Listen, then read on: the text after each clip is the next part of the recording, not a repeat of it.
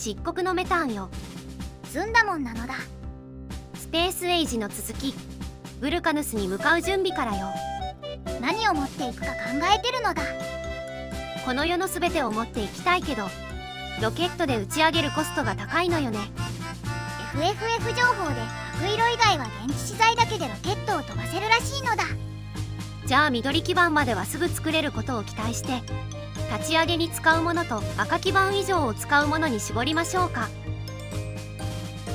積み込みが面倒。プラットフォームの要求機能を使うのだ。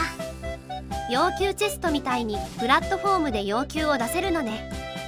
ちなみにこの配送すごく癖があるのだ。銅線100本くださいな。なんて言ったら銅線が20スタック届くのだ。量を減らすこともできるけど、その場合空いた場所に他のものは積まずにスカスカのロケットが届くのよね。ロケット一発が貴重なのに無駄打ちばかりするのだ。なお回路での完全制御も不可能なのだわ。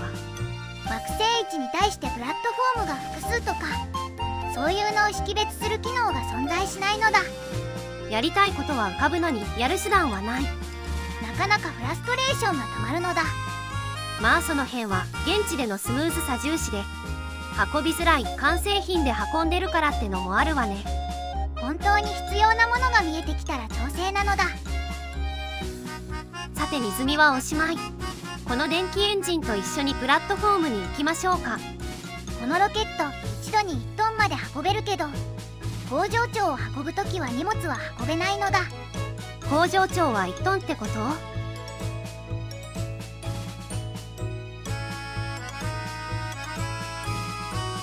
出かけた直後に忘れ物に気づくあるある。そこの防衛強化はロボットに任せるのだ。ロケットも物流システムを利用するし、あらゆるものをロボットメインで構築するのが良さそうね。気を取り直して出発なのだ。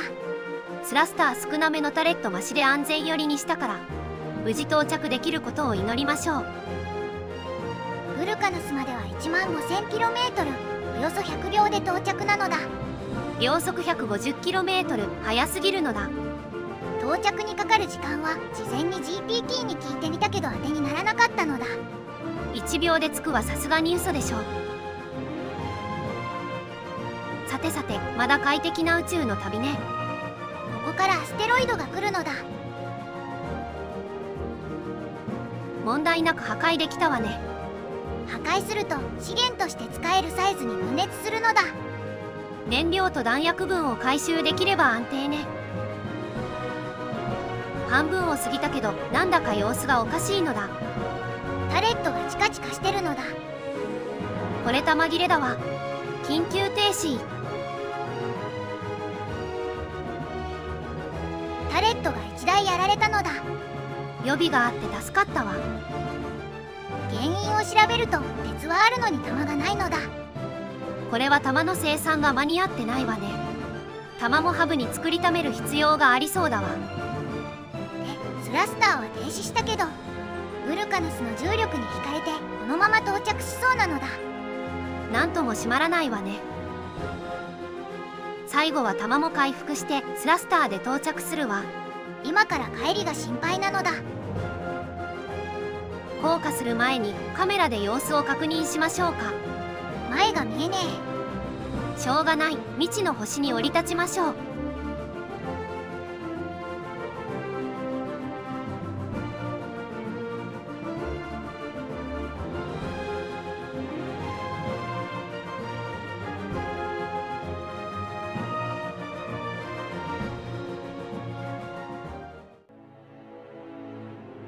ここがブルカヌスね。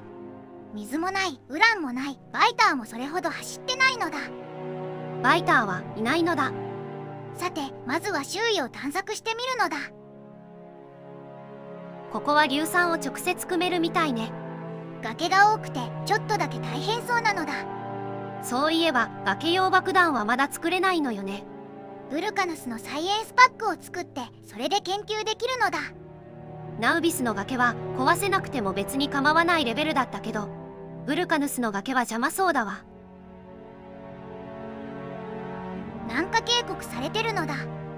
この奥には何があるのか。我々はその謎を解き明かすべくブルカヌスの奥地へと向かった。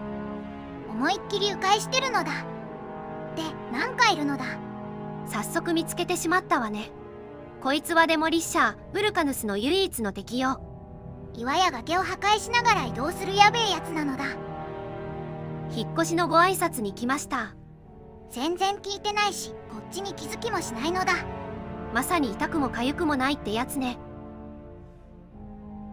さてさて、偵察結果はこんな感じ。硫酸に加えて石炭と新しい資源の崩壊石があったのだ。あとは熱々の溶岩ね。これらを使ってナウビスとはちょっと違う工場が作れるらしいのだ。何はともあれ立ち上げね。プラットフォームから荷物を受け取って発電とお掃除から始めましょう。恒星に近いからソーラーの効率はナウビスより良いのだ。そしたら解体した岩から鉄鉱石や銅鉱石が、あとタングステン鉱石ってのも出てきたわね。鉄や銅は持ってきた電気炉で焼いちゃうのだ。タングステン鉱石はそのまま焼くのではないみたいね。ブルカヌス固有の素材だけあって加工も癖があるのだ。じゃあいよいよライン作り。まずは硫酸の組み上げね。ポンプジャックくんの出番なのだ。加工場所はどこにしようかしら。平地の真ん中に石炭が鎮座してるのだ。全部踏みつけるわけにもいかないし、どうしましょうね。考えた結果、何も考えずに作ることにしたわ。暑さで頭がやられてしまったのだ。だって崖爆弾を使えば土地が倍になりそうだし、その後にリファクタしちゃえばいいじゃない。その増える土地、多分モジュールもりもりするためのソーラー用地なのだ。といったところで作業を流しながらコメント返信よ。うとつ。ありがとうなのだ。はいプロ。残念ながらここまでに10時間かかってるのだ。かわ。眠れない夜もあったのだ。プラットフォームの方針。ここは方針はいろいろあるわね。どの工程で生産調整するか、ハブを経由するかで大きく分かれて、あとはレイアウト自体が無限にって感じかしら。他のパーツとの兼ね合いもあって船ごとに構成が違ったりするのだ。後で見る。ネタバレは避けたいけど、よその工場も見たい。スペースエイジの災難問題なのだ。その他のコメントやアクションも感謝なのだ。さて、酸化タングステンが完成したわね。鋳造炉が解禁されたのだ。ここからが本番だけど、次回に回しましょうか。核惑星1話で行こうと思ったけど全然時間が足りなかったのだ。ではでは、ご視聴ありがとうございました。次回もブルカヌスでデモリッシャーと握手なのだ。